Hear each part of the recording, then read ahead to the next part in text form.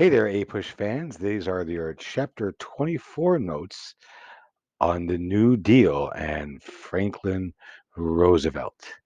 So, as we look at Chapter 24 and we look at the New Deal, what we're looking at is the president who is by and large responsible for, or thought to be responsible, for bringing us out of the Great Depression, a new start for America, Franklin Roosevelt, and the New Deal. Roosevelt came into office with a nation that was definitely on its heels and a nation that was looking for some type of hope. And one of the things that Roosevelt did extremely effectively was he included the nation as a whole in his plans for American recovery. Roosevelt was viewed as, in many ways, a savior of sorts. That is to say, as the guy who had finally brought some hope to America itself. As this Vanity Fair cover sort of illustrates, that's Herbert Hoover, the outgoing president, and Franklin Roosevelt, the incoming president, riding together to the inauguration. The smiling, affable Franklin Roosevelt, the dour, now blamed for the Great Depression, Herbert Hoover. Roosevelt famously said that the only thing we have to fear is fear itself. He lauded the greatness of our nation and started right away in his inaugural address to try to reinvigorate people's faith in America again. Roosevelt was an enormously appealing individual. He had polio, and while the nation knew he was a victim of polio, what they didn't know was that he actually spent most of his time in a wheelchair. He was an enormously effective public speaker and actually the third cousin of Teddy Roosevelt. He billed himself as being for the forgotten man, the regular Joe on the street. He promised a new deal and hope. He wanted sweeping social and economic reforms. And during the lame duck period, though, between him coming into office and Hoover leaving, he pretty much ignored any type of transition formality between himself and the outgoing President Herbert Hoover. He had portrayed Hoover as the cause of the Great Depression.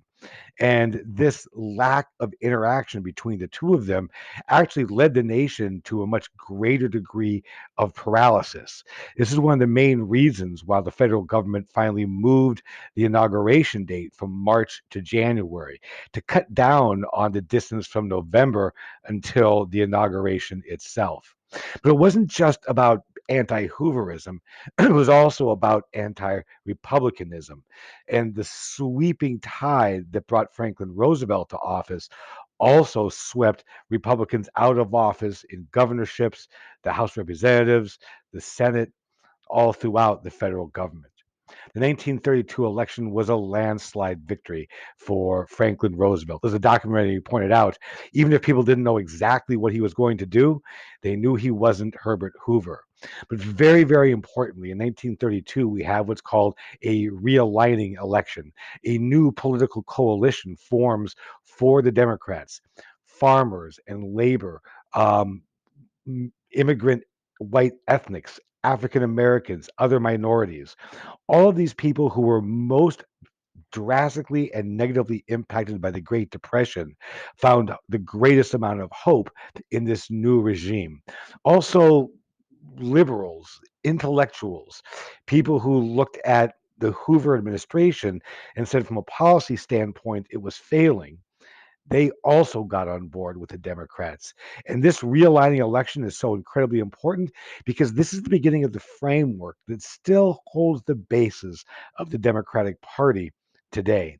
Here we see Franklin Roosevelt on the day of his inauguration with the enormous crowds that came out to witness this important transition of power in American history. His first lady, his wife, Eleanor Roosevelt, was also incredibly important and influential.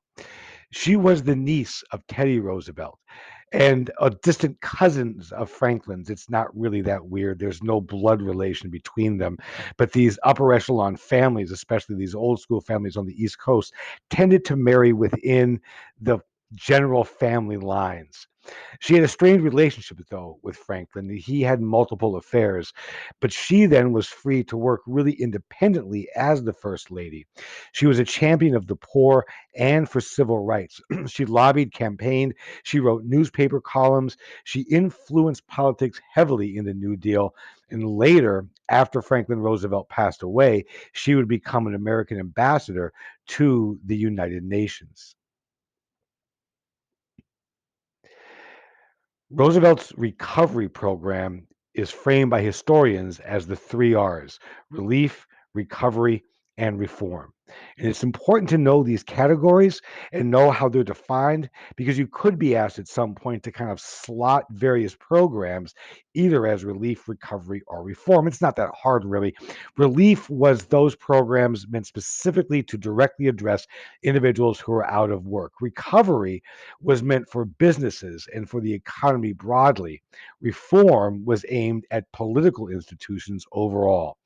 Roosevelt had a plan in action called the first 100 days. We still look at presidents today and look at their initial success or lack thereof in office as marked by their first 100 days. New Deal programs were quickly implemented with a heavily Democratic Congress that pretty much rubber stamped everything Franklin Roosevelt wanted.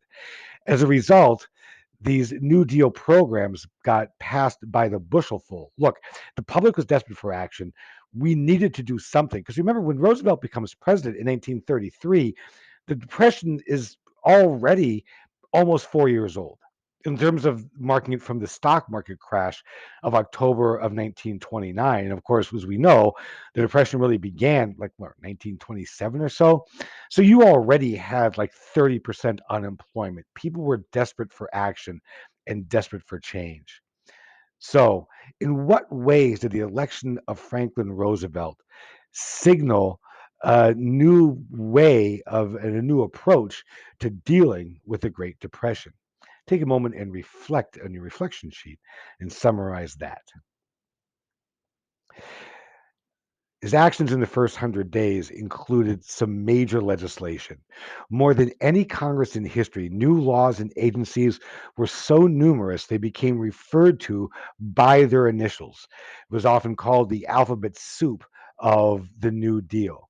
The Works Progress Administration, the Agricultural Act, the Civilian Conservation Corps, the National Recovery Administration, et cetera, et cetera. And extremely importantly, he called a national bank holiday, simply closed all the banks to stop bank runs and bank failures. And he delivered the first of his many fireside chats to the nation to encourage people to leave their money in the bank. Two congressmen, Glass and Steagall, passed the Glass-Steagall Act, which Roosevelt was in favor of, to separate investment and commercial banking activities because it was believed that commercial banks had taken too much risk. A commercial bank is like what you and I bank at, had taken too much risk with depositors' money getting overextended, for example, in the stock market. And heroically, for most Americans, the New Deal included the repeal of prohibition. So, although there was 30% unemployment, at least people could have a beer. In 1933, the 21st Amendment was passed, repealing the prohibition laws, repealing the 18th Amendment. This is easy to remember because it's the 21st Amendment and 21 just happens to be the drinking age. So, there's an easy little historical mnemonic device for you. Roosevelt, though, also used a brand new technology, radio, to become the first president in history to be able to meter and manage his message to the entire nation as a whole. First one came on the 12th of March in 1933. He addressed the public from there on forward on a weekly basis. They were called fireside chats. Most people had their radios in their family rooms or their living rooms. They'd gather around the fire, and the image you had in your mind was that Roosevelt was in his living room of the White House by his fireplace, just chatting with you. And the very first one assured citizens of the solvency of reopened banks. And the public responded. Money deposited exceeded money withdrawn beginning in April of 1933 for the first time since 1929. His financial recovery programs included a wide array of efforts. The Emergency Banking Relief Act would close and all the banks and then reopen only those banks that could prove their financial soundness. Federal Deposit Insurance Corporation, FDIC, which we still have today, guaranteed individual deposits up to $5,000. I think today it's like $250,000. In other words, the pretty much the maximum any one of us would have in a savings deposit account in a regular bank would now be insured by the federal government and still is today. Homeowners Loan Corporation helped prevent foreclosures on American mortgages, and the Farm Credit Administration gave low interest loans to farmers so that they could also stem the tide of farms going under. In this Vanity Fair cover, we see the tattooist tattooing all the initials of all these various programs on Uncle Sam. There's also direct relief for the unemployed. FERA, the Federal Emergency Relief Administration, gave direct federal dollars to states for their individual relief programs for the unemployed. But there are also national programs like the Public Works Administration, giving money to state and local governments for building roads, bridges, dams, schools, etc. And the Civilian Conservation Corps, which was putting young men to work on federal lands. The money went back mostly to their families. The men got paid about a quarter of the pay. The families got the other 75%. This was also an effort directly to keep young, unemployed, rabble rousing men off the streets, right?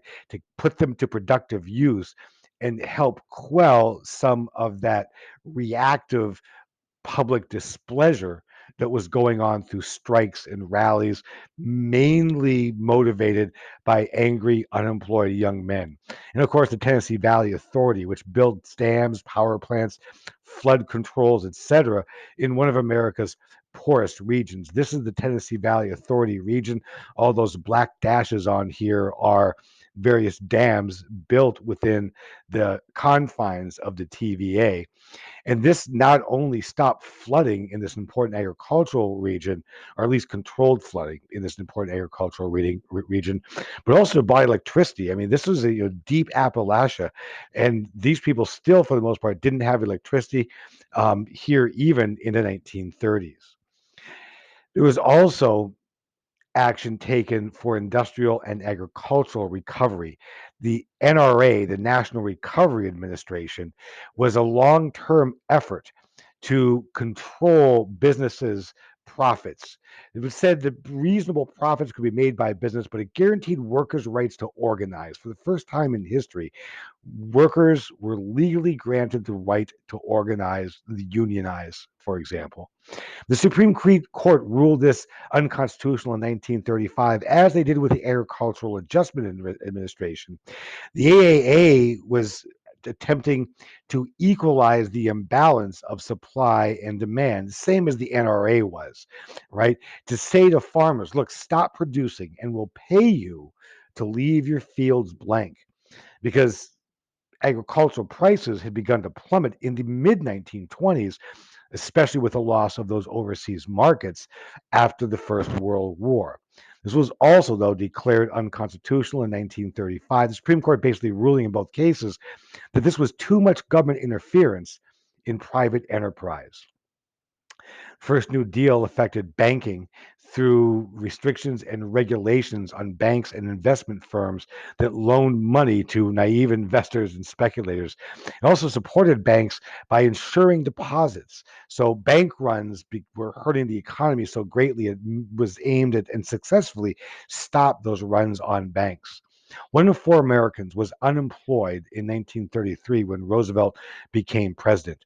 So he used direct federal aid and public works projects to help the unemployed. That included helping artists. It was publicly played artists that produced all this artwork, like this poster that we see here. This is for the Civilian Conservation Corps in the state of Illinois. If you can move I can move my picture here, but you can see this is the Illinois arm of the Civilian Conservation Corps. And now there you see down there at the bottom in orange.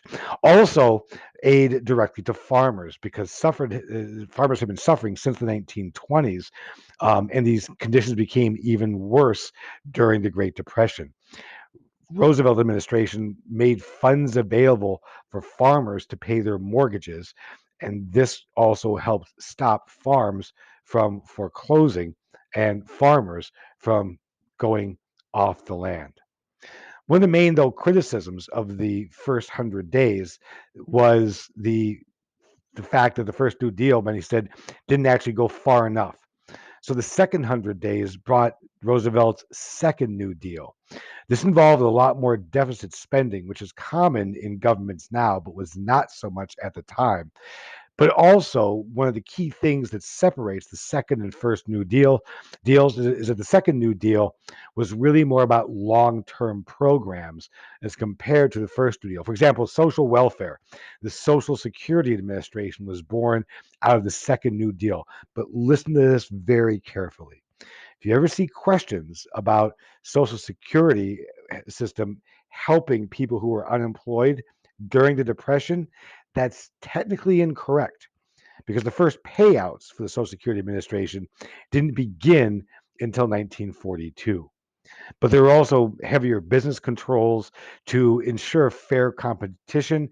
And it granted unprecedented powers to labor unions. Union support was also part of the second New Deal plan, formally protecting through legislation the rights of labor unions to organize. Union membership therefore grew dramatically during Roosevelt's presidency. The Works Progress Administration in the second New Deal was actually much larger than it was in the first New Deal. Billions of dollars were spent between 1935 and 1940 on public works programs, again, also supporting artists. The NLRB, the National NLRA, the National Labor Relations Act, known as the Wagner Act, was that formal legislation that protected workers' rights to unionize. You should know that, the Wagner Act. I believe that's one of the IDs in the back of the chapter. I know it is, in fact. So you got to know that term because sometimes you might see that to be referred to, or you might see an excerpt from the Wagner Act. It's a really important thing to know to what the Wagner Act refers, to what the Wagner Act refers. Another one of the main affairs of the second New Deal was the REA, the Rural Electrification Administration, which was to bring electricity to rural areas. And of course, as previously mentioned, the Social Security Act as well. But one of the big criticisms historically of both the first and second New Deals is that women and minorities were largely excluded from the programs because job categories that were not covered by New Deal acts included workers in agricultural labor, which in the South especially was mostly African Americans, domestic service, government employees, those are many women, teachers, also nurses, hospital employees, librarians, social workers. All of these jobs also dominated by women and minorities. And so while women made up 90% of domestic labor by 1940, two-thirds of all employed Black women were in domestic service. These exclusions exempted nearly all of that working population.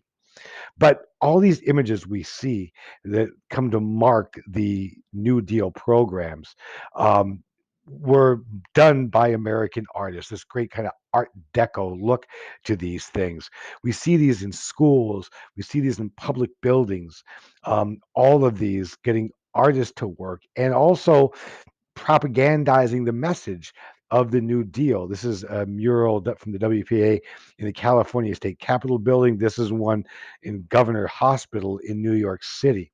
So, what were some of the most vital components of Roosevelt's plan to address the Great Depression? That's your second momentary reflection, a good place to summarize on that other sheet so you have that to study from in the future. There were certainly, as we mentioned, though, limits to the New Deal. Mostly that was with African Americans and women. And there are also critics for the New Deal. Many critics essentially complained that Roosevelt had gone too far. The New Deal was a raw deal. Business leaders stated that business would pull America out of the Great Depression. We didn't need what they increasingly called socialism, of this government intervention. Wealthy Americans thought they were paying most of the New Deal tab. Well, in part because they were. But this was viewed by many now as America being involved in socialism, which of course we hear as communism here in America. The American Liberty League was led by anti-Roosevelt Democrats and business leaders who believed that the U.S. was relying on government handouts and also feared this shift to communism. Of course, for most Americans, these criticisms didn't hold much water, right? I mean, we had been in the Depression for 4 years by the time Roosevelt became president. So, like, if business was going to pull us out, what had it's taken us so long? But this anti-Roosevelt political illustration gets at this common criticism. I'm glad you dug up your Constitution, Joe. He's talking to Joseph Stalin, leader of the Soviet Union at this point. I can't find ours. The New Deal, though, also spawned demagogues, people like Father Charles Coughlin, who was anti Semitic and pro fascist, Huey P. Long, the erstwhile senator from Louisiana that we heard about in the documentary as well. But overall, even as recovery was just barely beginning, Roosevelt's second election proved that he was even more popular amongst the American people than he had been in his first election, winning by an even greater landslide. That's Roosevelt here in red than he had in 1932. But in his second election, many would argue that Roosevelt began to get a little bit too pulled up on his own power. The Supreme Court pushed back against lots of Roosevelt's plans. Six of the nine justices were over 70 years old, and they thought it was their duty to rule against these socialist programs. Nine cases involving New Deal programs went to the court. Seven of them were struck down by the court.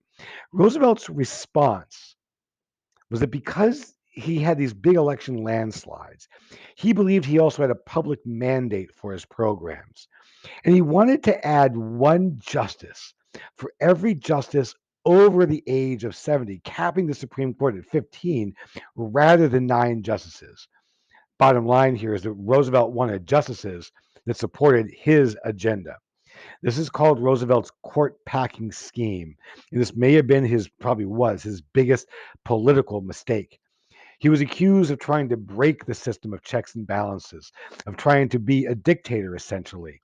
And the deaths and retirements eventually of these older Supreme Court justices would allow Roosevelt, therefore, to pack the court with all pro Roosevelt justices.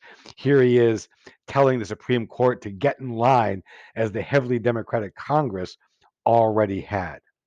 So, what were some of the key shortcomings and what were some of the key controversies associated with Roosevelt's New Deal?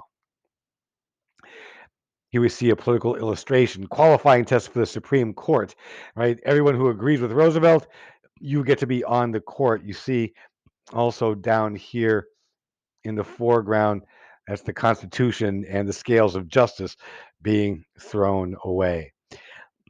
Here's Roosevelt holding the Supreme Court under his thumb, similar to the way that he had his critics believed, the Congress of the United States. In this, he's arguing with the umpire of the Supreme Court as we see all these various programs on the ground that the court had ruled to be unconstitutional. If Roosevelt's court packing scheme had gone through, this critic illustrator has pointed out, oh, look at all these new justices. Gee, they look a lot like, oh, yeah, essentially just clones of Roosevelt. And here we see this illustrator pointing out the public backlash against the Roosevelt plan, right? Six more justices. The public's not too pleased about that. Even the public in general, for this very popular president, pushed back against his plans to do this. So, in the end, what happens with the New Deal? Well, 1938, responding to these calls of, oh my God, this is socialism, Congress and the president pulled back on some of the New Deal programs. And when they did that, unemployment began to rise again. This deficit spending, but spending more money than the government received in tax money, borrowing money to make up the difference, was a policy was used by Roosevelt to fight the depression. It's been used by presidents though ever since. But the end of the New Deal saw an economy improving, and yet one that was still in very bad shape. Because look, if I told you that unemployment had dropped by 10%, that would be a really good thing. But if I told you that the unemployment rate was 15%, well, that would be a really bad thing. But what happens here is the unemployment rate dropped 10%. That's good, but was still 15%. That's really bad. By 1938, Republicans had begun to gain seats in Congress, and increasingly, some of these New Deal programs began to lack support. So, what's the balance sheet? Well, the supporters would say that he definitely relieved the 1933 economic crisis, that he saved the American economic system, achieving a much more fair distribution of income. And these bold reforms were made without revolution, as had occurred in Germany, in Italy, in the Soviet Union. And as many people believed at the time, our democracy itself was teetering on the brink. And so his supporters said, look, he preserved American democracy. Again, think about what was happening in Germany, and Italy, and the Soviet Union. And yet, as we look at this chart, here's Roosevelt's election in 1932. He comes into office here in early 1933 with unemployment skyrocketing at its peak at around 35%. And we see here it dropping down into the 20% range. And then by 1938, with more Republicans coming into Congress and the New Deal beginning to be slowed down, let's see if we can take the economy off life support. Let's see what would happen if we just let the economy go on its own again. Well, what we see is a recharging of the unemployment rate. It begins to come back under control by 1939. But as the US begins to produce a war economy to supply our allies, and then especially as the US enters into the Second World War, the unemployment rate goes way down, the American economy recovers. Would it have recovered just with the New Deal programs alone? That's hard to say because we do know that the entrance into the Second World War was, in the end, what really spurred and amplified economic recovery. His critics would tell us that these public works progress were wasteful. They were temporary solutions to unemployment. These factory jobs, for example, in World War II, industrial economy paid much higher wages than the works administration jobs that are being paid for through these government programs. Many anti-Semites in the nation, many anti-socialists said that these were, he was too pro-Jewish, he was too pro-communist. He increased the national debt, though, greatly as well. Not as much as it will be increased during World War II, but the largest it had ever been increased during peacetime. They claimed he was a dictator, his critics did. They looked at his court packing. They looked at the executive branch, especially with a favorable Congress, becoming too much the source of power in government. And that the New Deal didn't end the Depression. The Second World War ended the Great Depression. So his critics would say we shouldn't credit King Franklin too much. So, what were the main credits and what were the main criticisms of Roosevelt's New Deal? One last thing, there's one New Deal program we don't see in textbooks so much anymore. It's the Southern Tenant Farmers Union. So this is sharecroppers, right?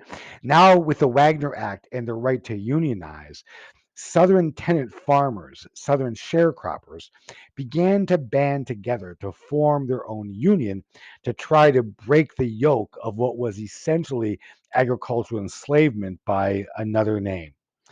But like all these other New Deal programs, the CCC, the NRA, the FERA, Southern Tenant Farmers Union also went by its acronym. Right. Which is why we don't see STFU abbreviated in textbooks since the internet and texting age. However, if you want to go to the STFU museum, you can go to Toronto, Arizona, and check it out. So there you go. Southern Tenants Farmers Union, yet another victim of time and culture. And that, my friends, is or are the chapter 24 notes.